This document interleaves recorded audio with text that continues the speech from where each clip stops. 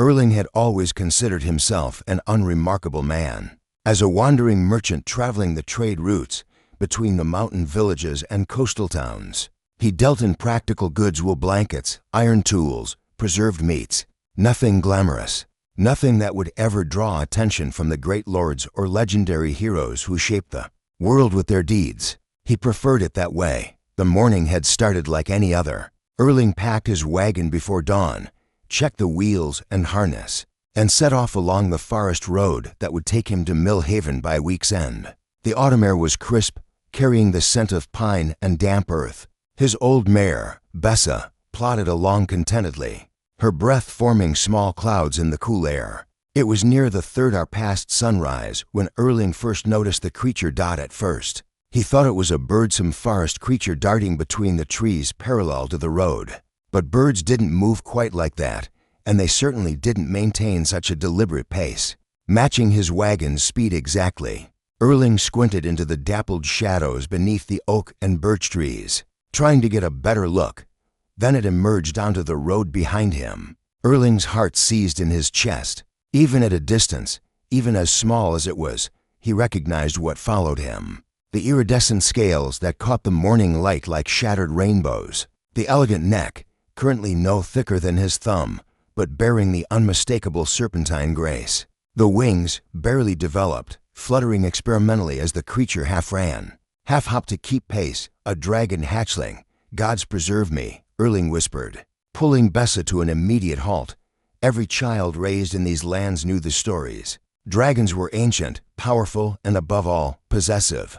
A dragon did not simply follow someone, it chose them, claimed them, bonded with them. And a bonded human became something different, something caught between two worlds. Forever changed by the connection, Erling wanted no part of it. He snapped the reins, urging Bessa into a faster walk. The wagon creaked and rattled over the uneven road. Behind him, the hatchling chirped an oddly melodious sound and scurried faster, its tiny claws clicking against the packed earth. For the next hour, Erling tried everything.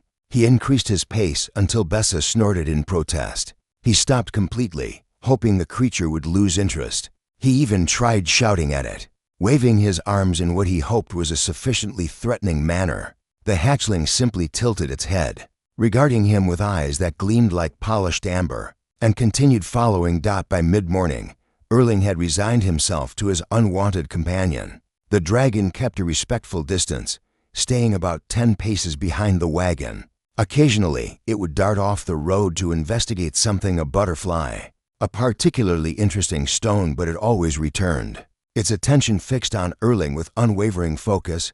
"I'm not a dragon rider," Erling told it firmly, as if the creature could understand. "I'm a merchant. I sell blankets. There's been some terrible mistake." The hatchling chirped again, a sound that seemed almost pleased.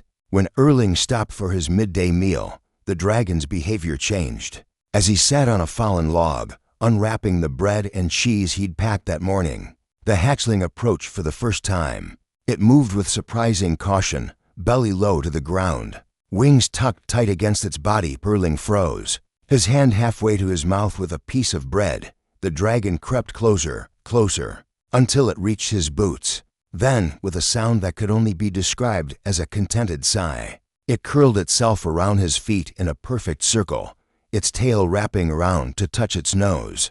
The scales were warmer than they had any right to be, and Erling could feel the gentle rise and fall of the creature's breathing. "No," Erling said firmly. "Absolutely not. This isn't happening."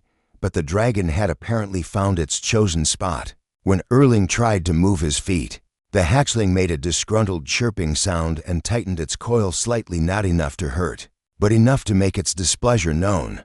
For several minutes, Erling simply sat there, staring down at the iridescent creature wrapped around his worn leather boots. His mind raced through possibilities. He could try to leave it here, abandon his rest stop, and hurry away. But something told him the dragon would simply follow again. He could try to find its nest, return it to its mother, though the thought of facing an adult dragon made his blood run cold.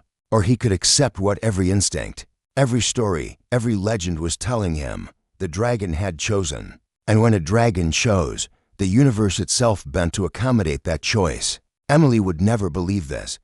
The thought of his sister brought a reluctant smile to Erling's face. Emily, who had always insisted that Erling was destined for something more than merchant roots and mundane trade. Emily, who had told him since childhood that he had the look of heroes about him. Whatever that meant, she'd been wrong. Of course, Erling had proven himself thoroughly ordinary in every way. Until now. You're going to complicate my life immeasurably, Erling informed the hatchling. The dragon's eyes were closed now, its breathing deep and even. Apparently, Erling's feet made an excellent bed dot as he sat there, eating his simple lunch with a dragon curled around his boots. Erling felt something shift inside him. Fear, certainly, that would likely never fully fade, but also wonder, and perhaps, hidden beneath layers of practical concern and reasonable worry, a tiny spark of something that might have been excitement. The road to Millhaven suddenly seemed like it might hold more than just another routine delivery. The world, which had seemed so predictable just hours ago, had cracked open to reveal possibilities Erling had never dared imagine. He looked down at the sleeping hatchling, its scales shimmering with each breath. I suppose we'll figure this out together, he said quietly. The dragon's tail twitched, as if even in sleep it could hear him. And Erling, the unremarkable merchant who had wanted nothing more than an ordinary life, felt the first threads of an extraordinary bond beginning to weave themselves around his heart. By noon, his fate was sealed not by choice, but by the ancient magic that flowed between dragon and human. The hatchling had chosen his feet as home, and somehow Erling suspected this was only the beginning.